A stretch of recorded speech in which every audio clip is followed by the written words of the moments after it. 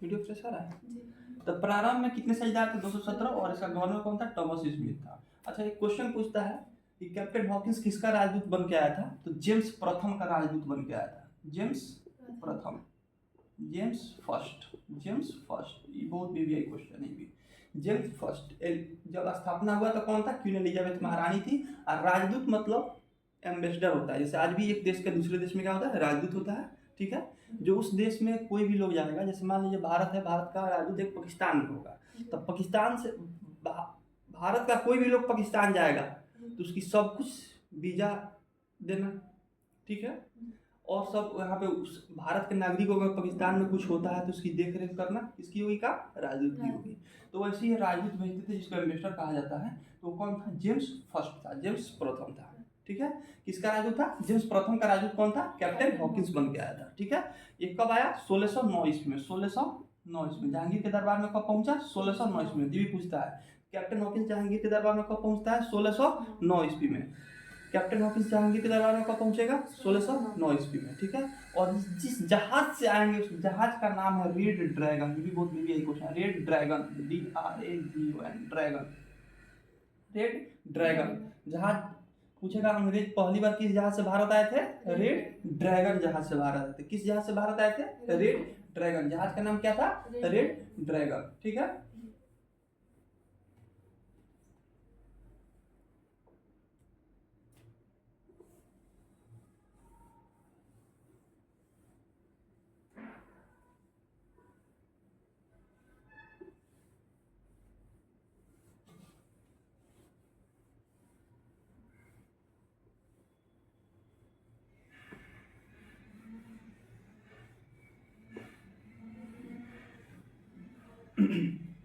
जहाज का क्या नाम था?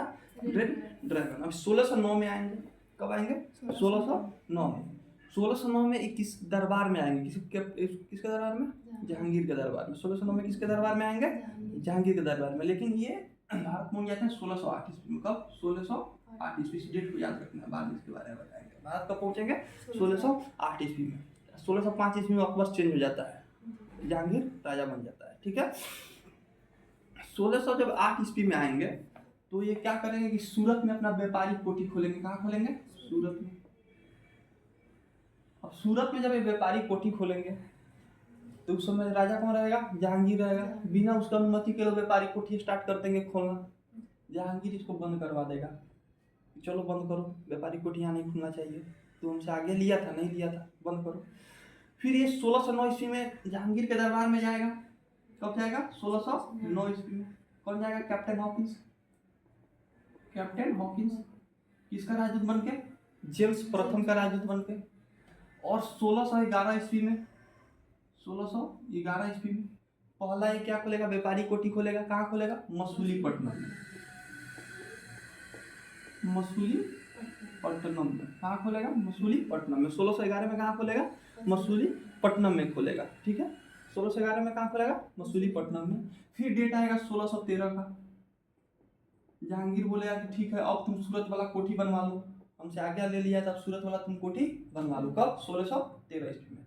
तो पूछेगा पहली बार प्रयास अंग्रेज कहाँ किया था कोठी बनवाने का? सूरत में। बनाया कहाँ? मसूलीपट्टनम में, ठीक है। दोनों क्वेश्चन में याद रखना है, ठीक है। दो क्वेश्चन यहाँ पे हो गया। अब सबको जानता है मसूलीपट्टनम। अधिकतर क्वेश्चन पूछ देता है प्रयास कहाँ किया था, सब लोग मसूलीपट्टनम मार के आता है, लेकिन मारना क्या है? सूरत, ठीक है। और कौन पहले आया, कौन कब आया, कब किसका स्थापना हुई, ये सब क्वेश्चन पूछता है, ठीक है। अब 1615 की बात हो गई। कब? 1615, 1615 ईस्वी में फिर जेम्स प्रथम का ही राजदूत बनकर सर टॉमस रो आएगा। सर टॉमस रो, ये भी किसका राजदूत बन के आएगा? जेम्स प्रथम का, जेम्स फर्स्ट का। इसका काम क्या रहेगा कि व्यापारिक कुछ छूट लिया जाए, मतलब डिस्काउंट लिया जाए। इसका काम क्या रहेगा? व्यापारिक छूट लिया जाए, ठीक है। और ये एक तो जहांगीर से बात करेगा और दूसरा शाहजहां। किससे बात करेगा? शाहजहां से। शाहजहां, शाहजहां का बचपन का नाम क्या था? खुर्रम। शाहजहां का बचपन का नाम क्या था? खुर्रम। तो 1615 में जेम्स प्रथम का राजदूत बन के आएगा। और ये देखेगा कि हाँ आगे अंग्रेज बहुत भविष्य का सोचते थे कि आगे का राजा ये शाहजहां ही होगा, तो इससे भी बात करना जरूरी है, ऐसा नहीं कि बाद में रोक लगा दे। तो सर टॉमस रो आएगा 1615 में, ये दूसरा अंग्रेज हो जाएगा। पहला कैप्टन हॉकिंस, दूसरा पूछेगा तो सर टॉमस रो हो जाएगा, ठीक है। और ये व्यापारिक छूट प्राप्त करने में सफल हो जाता है, इसको छूट मिल जाता है किसी कारण, सर टॉमस रो के कारण, ठीक है। ये पूरा बहलाता फुसलाता है और इसको छूट मिल जाता है। अब आइए कि 1632 ईस्वी में, 1632 ईस्वी में, ठीक है। अब 1632 ईस्वी में गोलकुंडा का जो सुल्तान था, कहाँ का?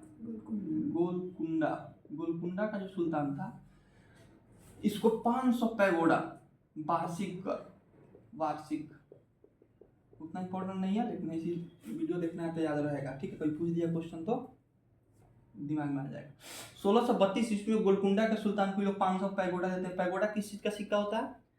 सोने का सिक्का होता है। कि वार्षिक 500 पैगोडा, 500 सोने का सिक्का देंगे एक साल में, हमको गोलकुंडा राज्य से हमको जो इसका बंदरगाह है वहां से व्यापार करने की अनुमति दी जाए, ठीक है। और गोलकुंडा का जो सुल्तान होते हैं अनुमति दे देते हैं। इसी को क्या कहा गया? सुनहला फरमान कहा गया, ठीक है। इसको क्या कहा गया? सुनहला फरमान। सुनहला फरमान मतलब सुनहरा फरमान कहा गया, ठीक है। अब 1639 की बात है, ठीक है। 1639 में फ्रांसिस डे चंद्रगिरी के राजा मद्रास से पट्टे पर लिया, ठीक है। हटाइए इसको नहीं। अब एक क्वेश्चन बहुत वीवीआई क्वेश्चन है, 1661 की बात है, ठीक है। 1661 में अभी यहाँ भी लोग ब्याह शादी करेंगे, ठीक है। 1661 में, 1661 बहुत वीवीआई क्वेश्चन है, ये भी बहुत बार पूछा हुआ है, ठीक है। 1661 की बात है। 1661 में क्या हो जाएगा कि पुर्तगाल की एक महारानी होती है, पुर्तगाल की महारानी होती है, ठीक है। उसका नाम होता है कैथरीन ऑफ ब्रोगेंजा, ठीक है। क्या नाम होता है? कैथरीन ऑफ ब्रेगेंजा, ठीक है। ब्रिटेन का राजकुमार होता है कौन? चार्ल्स द्वितीय, CHARA, चार्ल्स सेकेंड होता है, ठीक है। 1661 ईस्वी में क्या होता है? जैसे ही पुर्तगाल और अंग्रेजों के बीच तनाव बढ़ता है, तो ये लोग सोचता है क्या कि हम लोग शादी ब्याह वाला रिश्ता कर लेते हैं कि तनाव नहीं रहेगा। तो पुर्तगाल की जो रानी होती है कैथरीन ऑफ ब्रोगेंजा, उसकी शादी ब्रिटेन के राजकुमारी, कहाँ होता है? ब्रिटेन यानी अंग्रेज वाला, ब्रिटेन का राजकुमार होता है चार्ल्स द्वितीय। उधर की रानी राजकुमारी होती है कैथरीन ऑफ ब्रोगेंजा पुर्तगाल की, और ये ब्रिटेन का राजकुमार चार्ल्स द्वितीय हो जाएगा। ये दोनों का शादी हो जाता है। और इस अवसर पर जो पुर्तगाली जो मुंबई को कब्जा किया था, उसी को दहेज में दे देता है अंग्रेजों को। चार्ल्स द्वितीय क्या कर देगा? दहेज में दे देगा, किसको? मुंबई को। किसको दे देगा दहेज में? मुंबई को। भी बहुत वीवीआई क्वेश्चन है, ठीक है। 1661 में शादी होती है पुर्तगाल की महारानी कैथरीन ऑफ ब्रोगेंजा क्या चार्ल्स द्वितीय के साथ होती है, जो ब्रिटेन के राजकुमार होते हैं। और इस एवज में पुर्तगाल दहेज में किसको दे देगा? बम्बई को दे देगा। बम्बई को अधिकार बना के रखा था, और वो क्या किसको दे देगा? बम्बई को दे देगा। और चार्ल्स द्वितीय क्या करेगा? 1668 ईस्वी में, 1668 ईस्वी में 10 पौंड का, हम लोग यहाँ की करेंसी क्या है? रुपया। हमारी करेंसी, इंडिया की करेंसी क्या है? रुपया है। बांग्लादेशी करेंसी क्या है? टका है। बांग्लादेशी करेंसी क्या है? टका है। तो वैसी यहाँ की करेंसी क्या है? पौंड है। तो 10 पौंड वार्षिक किराए पर ईस्ट इंडिया कंपनी को दे देता है। 10 पौंड वार्षिक किराया बोलता है कि तुम बम्बई। अभी क्या करेगा? 1661 में शादी हुआ, इसको दहेज में मिल गया चार्ल्स द्वितीय क्या? मुंबई। तो अभी तक जो मुंबई दहेज में मिला था, तो अभी तक तो यहाँ पे राजपाट अभी अंग्रेजों का नहीं चल रहा था, अभी किसका? व्यापारियों का चल रहा था, अभी व्यापार कर रहा था ये सब, ठीक है। तो व्यापार करेगा तो 1668 में क्या बोलेगा? तुम लोग ठीक है, मुंबई हमसे तुम लोग ले लो, हमको 10 पौंड वार्षिक किराया दो मुंबई का, और तुम लोग मुंबई से क्या करो? अपने ही देश के जो व्यापारी थे उसको बोला कि तुम लोग मुंबई से व्यापार करो। कितना वार्षिक किराया? 10 पौंड। और क्या बोला? कि मुंबई से तुम लोग व्यापार करो, ठीक है। अब एक क्वेश्चन पूछता है कि मुंबई का संस्थापक कौन था और कलकत्ता का संस्थापक कौन था? पहले कलकत्ता नगर नहीं था, तीन गांव था, सूतानदी, कालीकट और गोविंदपुर, ठीक है। तीनों को मिला के कलकत्ता, पहले बड़े बड़े गांव होते थे, तो तीनों को मिलाकर क्या बनाया गया, कलकत्ता शहर बनाया गया। ये क्वेश्चन पूछता है, ठीक है। तो मुंबई के संस्थापक कौन हो जाएंगे, मुंबई के गुराल्ड ओंगियार, गुराल्ड ओंगियार, मुंबई के संस्थापक कौन हो जाएंगे, ये मुंबई शहर को यहीं बसाए थे, गुराल्ड ओंगियार। और कोलकाता के संस्थापक हो जाएंगे जॉब चरनॉफ,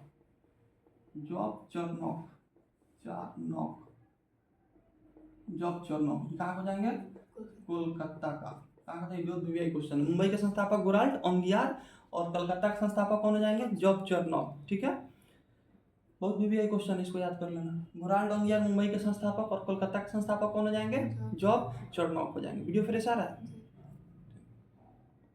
अब क्या होगा, बंगाल का संस्थापक कौन था, हाँ, मुर्शिद कुली खां, नहीं याद है, मुर्शिद कुली खां। बंगाल का संस्थापक कौन था, मुर्शिद कुली खां, ठीक है। तो बंगाल के शासक शाह शुजा से 1651 में अंग्रेजों ने व्यापारिक छूट की अनुमति ले ली। अब दिल्ली के साथ साथ ये लोग बंगाल पे भी अब जा रहे हैं। बंगाल का शासक जो होता है शाह शुजा से, उसको भी अनुमति, क्योंकि बंगाल भी क्या है, समुद्र के किनारे बसा हुआ है, हिंद महासागर, ठीक है। तो बंगाल के शासक से भी ले लेते हैं, उसको निशान कहा जाता है। अभी बताएं कि कलकत्ता किस नगर से, 1668 ईस्वी में, 1698 में कलकत्ता सूतानदी, कालीकट और गोविंदपुर की, जब अंग्रेजों ने क्या था, सूतानदी,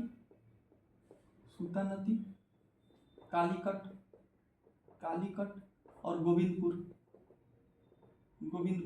ये तीन गांव होते हैं, सूतानदी, कालीकट और गोविंदपुर। इसकी जमींदारी कितनी में लेती है, 1200 रुपया में लेती है। कितना में लेती है, 1200 रुपया में इसकी जमींदारी ले लेती है।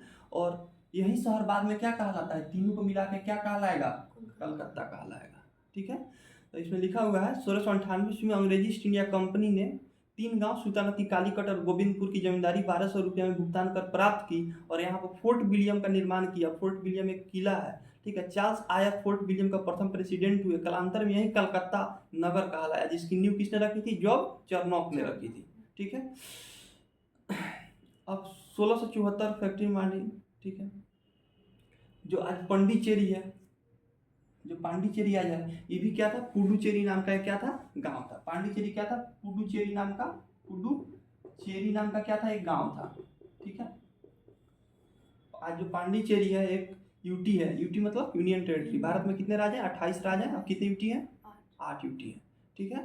तो ये जो पुडुचेरी है, पुडुचेरी नामक एक गांव था, उसको प्राप्त करके यही बाद में क्या बना, पांडिचेरी बना,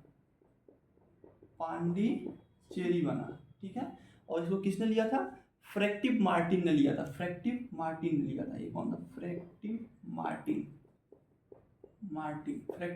मार्टिन ने लिया था, ठीक है। ये कौन था, फ्रैक्टिव मार्टिन, फॉसे फ्रांसीसी था। वीडियो फ्रेश आ रहा है, इतना इंपॉर्टेंट नहीं है, बस ऐसी बता दे रहा है, ठीक है। फ्रैक्टिव मार्टिन था। तो पुडुचेरी जो गांव था, इसी को क्या कहा गया कालांतर में, पांडिचेरी कहा गया, ठीक है। यहाँ तक आ गया समझ में।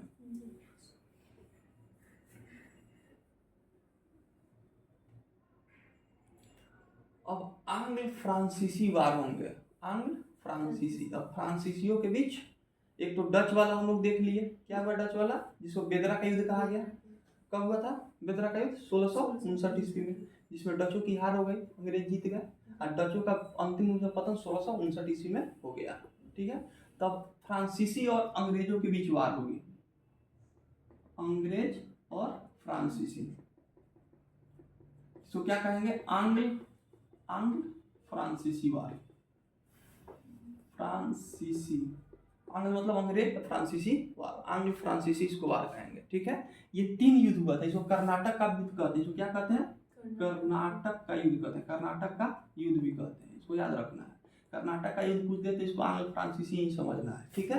कर्नाटक का युद्ध बेसिकली पूछता है, किसके बीच हुआ था कर्नाटक युद्ध, अंग्रेज और फ्रांसीसी के बीच हुआ था, ठीक है। कर्नाटक युद्ध किसके बीच हुआ था, टोटल कितने युद्ध हुए थे, 3 युद्ध हुए थे, टोटल कितने युद्ध हुए थे, 3 युद्ध हुए थे, ठीक है। ऑस्ट्रिया पर उत्तराधिकार, ठीक है। पहला युद्ध हुआ था 1746 से 1748, पहला हुआ था, फर्स्ट हुआ था 1746 से 1748, ठीक है। द्वितीय हुआ था 49 से 64, 1749 से 1754, एक बार 55 से 63 शायद हुआ था, का दूँ देखना। हाँ ठीक, 56 से 63, 56 से 1700, 56 से 1763 सप्तवर्षीय युद्ध था। ठीक है, पहला युद्ध कितना साल का होगा? 2 साल का। दूसरा कितना होगा? 5 साल का। तीसरा कितना होगा? 7 साल का। बहुत में भी यही बहुत बार पूछा हुआ है। ठीक है, इसको कर्नाटक का युद्ध कहते हैं। पहला कर्नाटक का युद्ध, द्वितीय कर्नाटक का युद्ध। और इसमें एक ट्रिक इसको याद कर लेना है, ई पा पे, ये पा पे। ठीक है, ये बताएंगे इसका यूज कहाँ है। पहला कर्नाटक का युद्ध 1746 से 1748। ठीक है, उसके जस्ट 1 साल बाद 49 से 54, उसके 2 साल बाद 56 से 63। इसको तृतीय कर्नाटक युद्ध को सप्तवर्षीय कहते हैं, 7 साल हुआ था। दूसरे 5 साल हुआ था। पहला कितना साल हुआ था? 2 साल हुआ था। ठीक है, तो कर्नाटक का युद्ध था। ठीक है, ये किसके लिए? ऑस्ट्रिया के उत्तराधिकार के लिए होता है। ऑस्ट्रिया किसकी राजधानी है? एक वियना एक कंट्री है, वियना। वियना वियना की राजधानी कहाँ है आज? ऑस्ट्रिया। वियना की राजधानी कहाँ? ऑस्ट्रिया। वियना की राजधानी कहाँ? ऑस्ट्रिया। तो ऑस्ट्रिया के उत्तराधिकार के लिए हुआ था। और भी इसके कारण थे। कारण क्या थे कि अंग्रेजी जो जहाज था उसको फ्रांसीसियों लोगों ने क्या किया था? घेर लिया था। ठीक है, तत्कालीन 2 कारण पूछता है। एक पूछेगा, तत्कालीन कारण इस बुक में नहीं दिया है। एक कारण पूछेगा किसके युद्ध किसके लिए प्रभावी था? तो ऑस्ट्रिया के उत्तराधिकार के लिए प्रभावी था। कर्नाटक युद्ध किसके लिए प्रभावी था? ऑस्ट्रिया के उत्तराधिकार से। ऑस्ट्रिया में उत्तराधिकार, ऑस्ट्रेलिया का राजा कौन होगा, उत्तराधिकारी कौन होगा, उसके लिए ये युद्ध हो रहा था। लेकिन तत्कालीन कारण का क्या थे? तत्कालीन कारण ये थे कि अंग्रेजी जहाज को फ्रांसीसियों ने क्या किया था? घेर के कब्जा कर लिया था। ठीक है, फ्रांसीसी जहाज को अंग्रेजों ने क्या, अंग्रेजी जहाज को फ्रांसीसियों ने क्या किया था? और ये कारण था। ठीक है, तत्कालीन कारण तो वो हो गया, और मेन कारण हो गया ऑस्ट्रिया के उत्तराधिकार। ऑस्ट्रिया के उत्तराधिकार से ऑस्ट्रिया के उत्तराधिकार से था। ठीक है, तो पहला जो होती है इसमें एक्सला सेपल की संधि होती है। और ये बताए थे ए पा पे। पहला में क्या हो जाएगा? एक्स ए आधा कॉस एक्सला सेपल की संधि क्या हो जाएगा? सापल सा पहले एक्सला सेपल की संधि। द्वितीय कर्नाटक युद्ध में क्या हो जाएगा?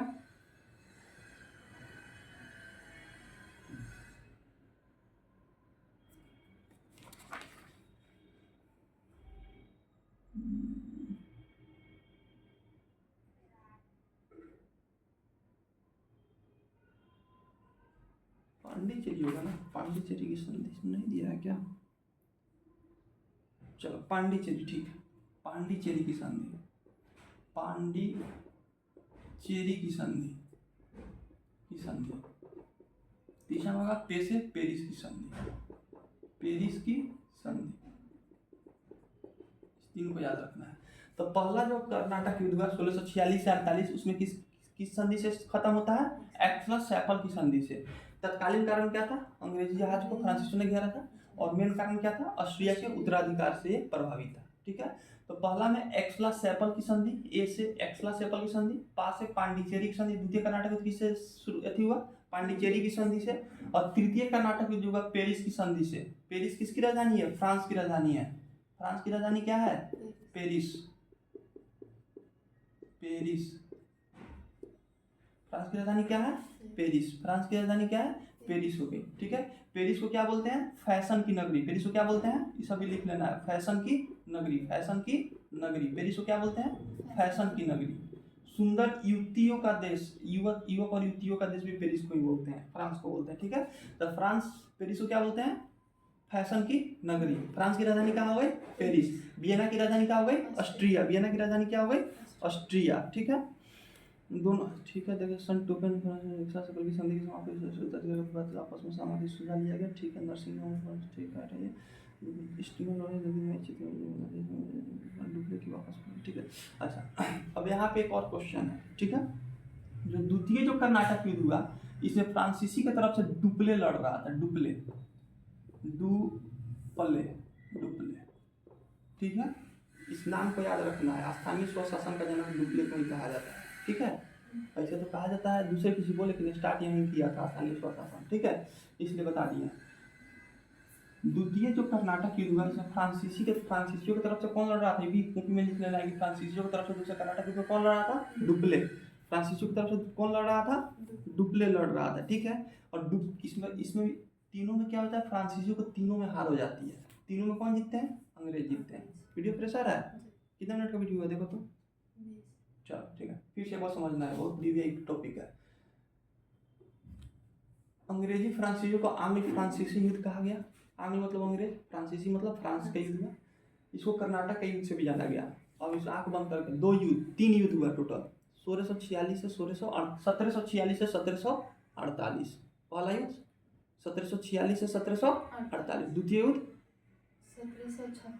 49 से 54, 5 साल हुआ था। 49 से पहला 2 साल, उसके बाद 5 साल, 49 से 54। तृतीय युद्ध 56 से 63, 7 साल हुआ था, ठीक है। ए पा पे, ए से एक्सला सेपल की संधि, 2-3 बार पढ़ोगे याद हो जाएगा। पा से पांडिचेरी की संधि, पे से पेरिस की संधि से हुआ। तत्कालीन कारण क्या था? अंग्रेजी जहाज को फ्रांसीसियों ने घेर लिया था। और मेन कारण क्या था? ऑस्ट्रिया के उत्तराधिकार से प्रभावित था। ऑस्ट्रिया किसकी राजधानी है? वियना की। ऑस्ट्रिया किसकी राजधानी है? वियना की। फ्रांस की राजधानी क्या हो गई? पेरिस। पेरिस को क्या कहा जाता है? फैशन की नगरी। यहीं पे कांस फिल्म फेस्टिवल होता है। यहाँ पे पेरिस में ही एक Cannes film festival, current affair में पढ़ोगे तो कांस फिल्म फेस्टिवल होता है, ठीक है। आगे देखना है। अब द्वितीय जो कर्नाटक युद्ध था, ये तो पहला एक्सला की संधि से खत्म हुई। द्वितीय कर्नाटक युद्ध में पांडिचेरी की संधि। यहाँ पे फ्रांसीसी के गवर्नर कौन होते हैं? डुप्ले होते हैं। डुप्ले की इसमें क्या हो जाएगी? हार हो जाएगी। अंग्रेज, क्योंकि तीनों में कौन जीतता है? अंग्रेज जीतता है, फ्रांसीसी हार जाते हैं। यहाँ पर डुप्ले की क्या हो जाएगी? हार हो जाएगी। द्वितीय कर्नाटक युद्ध में डुप्ले की हार हो जाती है और इसके जगह पर गोडहू को फ्रांसीसी गवर्नर बनाया जाएगा। और तृतीय में भी क्या होगी? फ्रांसीसियों की हार हो जाती है और पेरिस की संधि के साथ ये क्या हो जाएगा? खत्म हो जाएगा, ठीक है। यहाँ तक आया समझ में? 1763 ईस्वी। अब 1763 ईस्वी के बीच में यहाँ पे समझ में आ गया 1763। डुप्ले की सेकंड में हार जाती है, उसको गोडहू को गवर्नर बनाया जाएगा। ये भी बहुत भी यही है, पूछ लेगा कि किस युद्ध में डुप्ले की हार हुई थी? द्वितीय कर्नाटक युद्ध में हुई थी। कब से कब चला था? 49 से 54, 46 से 48, 49 से 54, 56 से 63, 2 साल, 5 साल, 7 साल, ठीक है। वीडियो फिर से आ रहा है देखो। अब क्या हुआ कि 1760 युद्ध हो रहा था तब तक 1760 ईस्वी, 1760 में वांडीवास का युद्ध हो जाता है। वांडीवास का युद्ध हो जाता है। वांडीवास का युद्ध किसके बीच होगा? अंग्रेज और फ्रांसीसियों के बीच होगा। किसके बीच होगा? अंग्रेज और फ्रांसीसियों के बीच। फ्रांसीसी के बीच, अंग्रेज और फ्रांसीसी के बीच, ठीक है। वांडीवास का क्या हो जाएगा? युद्ध हो जाएगा। अंग्रेज के तरफ से सर आयरकुट इसके नेतृत्व करेंगे। सर आयरकुट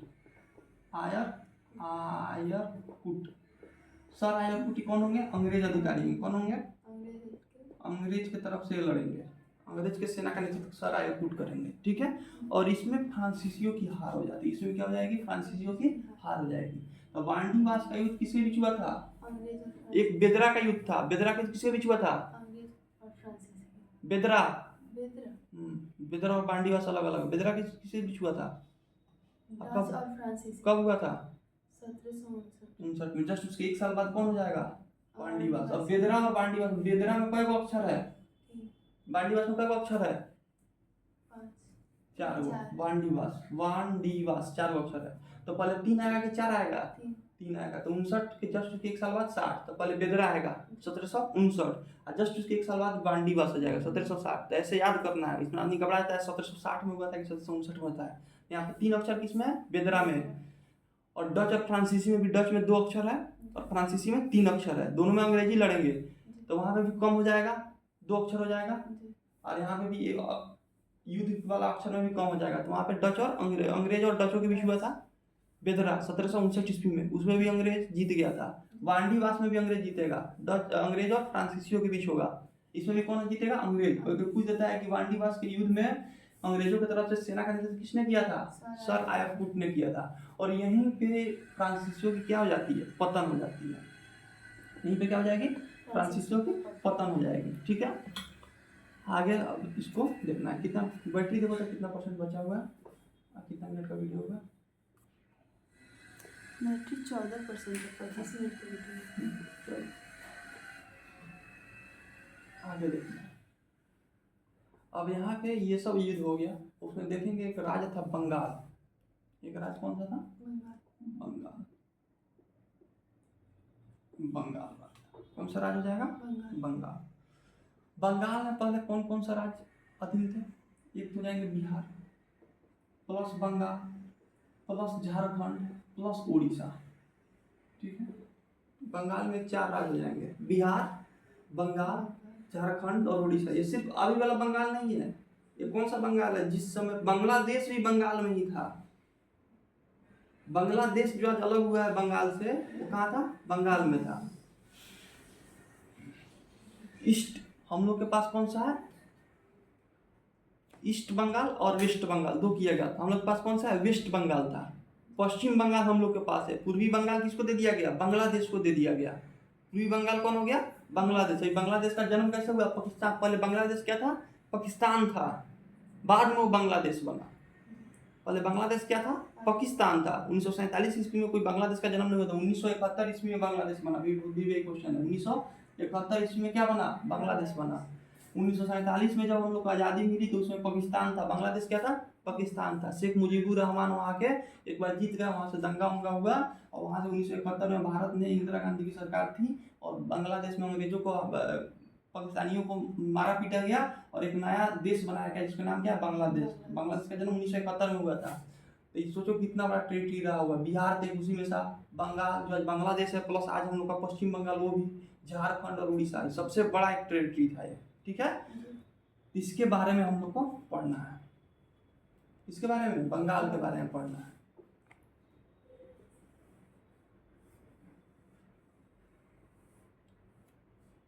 ठीक है।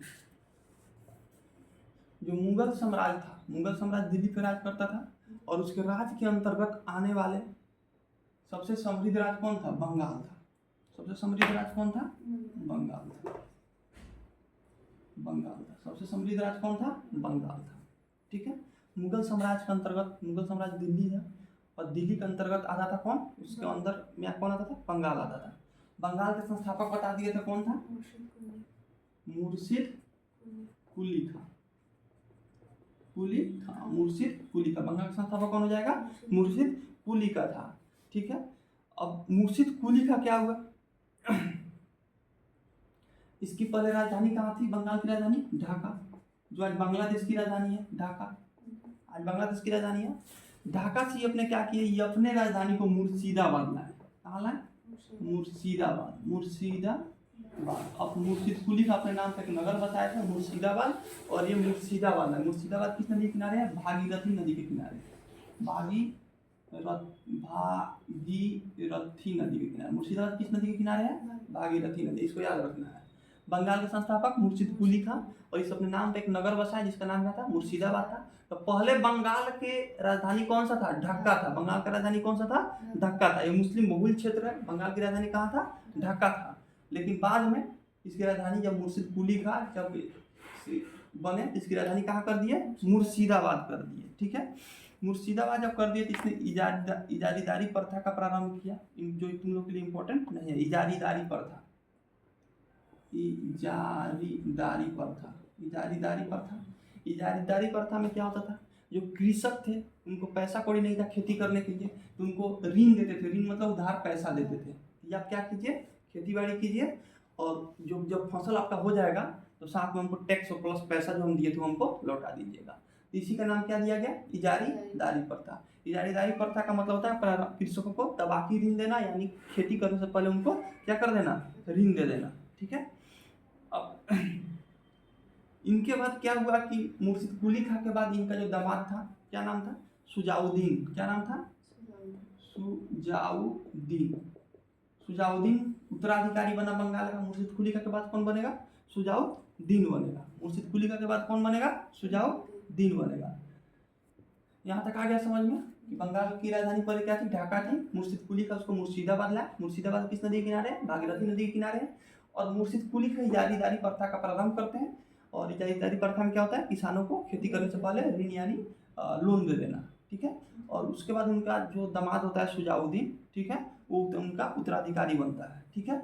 उसके बाद एक 1740 का दौर आता है, 1740 ईस्वी, इसमें होता है गिरिया का युद्ध होता है, गिरिया का युद्ध, बहुत क्वेश्चन, गिरिया का युद्ध। अब क्या होगा कि इनका अपना बेटा वोटा भी होगा, लेकिन ये किसको बना दिए, दामाद को बना दिए। तो इनका जो अपना पर परिवार होगा उसमें एक युद्ध होगा, गिरिया का युद्ध। क्या होगा, गिरिया का युद्ध होगा। गिरिया के युद्ध में, ठीक है, अलवर्दी खां नाम का एक होता है, अलवर्दी खां, अलवर्दी खां, ठीक है। अलवर्दी खां क्या होता है, वो इस युद्ध में सरफराज को मार के बंगाल का नवाब बन जाएगा 1740 ईस्वी में, ठीक है, अलवर्दी खां। यही सिराजुद्दौला का ही कौन होता है, नाना रहता है। सिराजुद्दौला कौन रहेगा, ही नाना रहेगा। वीडियो फ्रेश आ रहा है ना। तो 1740 ईस्वी में क्या हो जाएगा, गिरिया का युद्ध होगा। गिरिया के युद्ध में अलवर्दी खां सरफराज को मार के और बंगाल का क्या बजाएंगे, नवाब। बंगाल का क्या हो जाएंगे, नवाब। कहाँ के नवाब, बंगाल के नवाब कौन हो जाएंगे, अलवर्दी खां हो जाएंगे, ठीक है। अब ये जब शासक जब बनेंगे 1740 ईस्वी में, तो हम लोग शुरू से देखे हुए हैं कि 1707 ईस्वी में औरंगजेब की क्या हो जाएगी, मृत्यु हो जाएगी। उसके बाद उत्तर मुगल कालीन स्टार्ट होगा। वहाँ जहाँ फरूक मोहम्मद, बहादुर शाह, जहांदार शाह, फरूक सियर, मोहम्मद शाह रंगीला बादशाह, उसके बाद एक आएगा बीच में आ जाएगा शाह आलम द्वितीय, जिसको अली गौहर कहा गया। उसी काल में 1803 ईस्वी में क्या होता है, अंग्रेजों का दिल्ली पे हो जाता है। और उसके बाद अंतिम बहादुर शाह जफर आएगा, जो 1897 की क्रांति में भाग लेगा। उसको रंगून यानी म्यांमार भेज दिया जाएगा, देश निष्कासित कर दिया जाएगा, ये हम पहले बता चुके हैं, ठीक है। तो 1707 ईस्वी में औरंगजेब की मृत्यु हो जाती है। उसके बाद मुगल बादशाह, मुगल साम्राज्य कमजोर हो जाता है। 1740 ईस्वी में गिरिया के युद्ध पर अलवर्दी खां क्या नवाब बनेंगे। जब अलवर्दी खां जब नवाब बनेंगे तो क्या करेंगे, कहें कि नहीं अब तो मुगल बादशाह क्या हो गया, कमजोर हो गया है, मुगल शासन क्या हो गया, कमजोर हो गया, हम इनको टैक्स क्यों दें, हम टैक्स नहीं देंगे, अभी खिलाफत कर देंगे, खिलाफ हो जाएंगे, किसके, मुगल सल्तनत के क्या हो जाएंगे, खिलाफ हो जाएंगे। अब तो औरंगजेब तक सब कुछ डर के रहता था, टैक्स वैक्स देता था। अंग्रेज की मृत्यु के बाद ये कहेंगे कि अब टैक्स, क्योंकि 1740 ईस्वी में नवाब बनते हैं। तो 1740 में कौन, अलीवर्दी खां, अलीवर्दी खां टैक्स देना क्या कर देंगे, बंद कर देंगे। टैक्स देना क्या कर देंगे, बंद कर देंगे। कौन, अलीवर्दी खां, ठीक है। और जब टैक्स देना जब बंद कर देंगे तो जो भी टैक्स का जो रुपया होगा अपने अपने क्षेत्र में पैसा खर्चा करेंगे, रोड बनवाएंगे और सब चीज बनवाएंगे। तो इनके शासन काल में, ठीक है, बंगाल बहुत समृद्धशील बना गया। और इन्हीं के शासन काल में बंगाल को क्या कहा गया, भारत का स्वर्ग कहा गया, भारत का स्वर्ग। पूछ जाएगा क्वेश्चन, किसके शासन काल में बंगाल को भारत का स्वर्ग कहा गया, अलवर्दी खां के शासन काल में। टैक्स देना जब बंद कर देंगे, बंगाल का उत्थान करेंगे, डेवलपमेंट करेंगे बंगाल का, ठीक है। और इन्हीं के शासन काल में भारत का स्वर्ग किसको कहा गया, बंगाल को कहा गया, ठीक है। और कहीं नाती लिखता है, कहीं दामाद लिखता है, किसको, सिराजुद्दौला को, सिराजुद्दौला, ठीक है। इसके बाद इनका उत्तराधिकारी, इनका नाती या दामाद, अब जो भी मिल जाए उसको मार लेना। या तो नाती लिखता है, नाती, या दामाद लिखेगा, ठीक है। दोनों में से कोई अलग अलग किताब में अलग अलग चीज है। इसमें दामाद लिखा है, अलग किताब में नाती लिखेगा, बिहार सोशल में इसको नाती लिखेगा, ठीक है। तो सिराजुद्दौला अलवर्दी खां का जो नाती था या दामाद था, ये अगला शासक बनेगा। शासक बनने से पहले एक कथन बताते हैं जो बहुत बार पूछता है कि अलवर्दी खां ने किसका कथन है। अलवर्दी खां सिराजुद्दौला को समझाते हैं कि कभी भी मतलब अंग्रेज जो है ना मधुमक्खी के छत्ते जैसे हैं, उनको नहीं छेड़ोगे तो शहद देंगे, छेड़ दोगे तो काट के तुमको मार डालेंगे, ठीक है। इसको समझाते हैं सिराजुद्दौला को कि अंग्रेज से मत उलझना, चुपचाप जो लोग जैसे कहेगा वैसे तुम करना। तुमको क्या देंगे, शहद देंगे, यानी टैक्स देंगे। बंगाल से वो लोग क्या करेंगे, कारोबार करेंगे तो टैक्स तुमको देंगे, लेकिन अगर उलझ गए तो तुमको क्या करेंगे, काट के मार देंगे। लेकिन ये समझता नहीं, ये उलझ जाता है, ठीक है। सिराजुद्दौला 1740 ईस्वी में गिरिया के युद्ध में अलीवर्दी खां बनते हैं। उसके बाद सिराजुद्दौला को अपने नाती या दामाद को बनाते हैं। अब आता है 20 जून 1756 की घटना। 20 जून 1756 में क्या था, काल कोठरी की घटना होती है, जिसको ब्लैक होल ट्रेजेडी कहा जाता है, जिसमें 146 लोगों को एक कोठरी में बंद कर देता है सिराजुद्दौला। बंद कर देगा, उसमें मात्र 146 में से मात्र 23 लोग जिंदा बचते हैं, जिसमें जेड हॉलवेल भी जिंदा बचता है।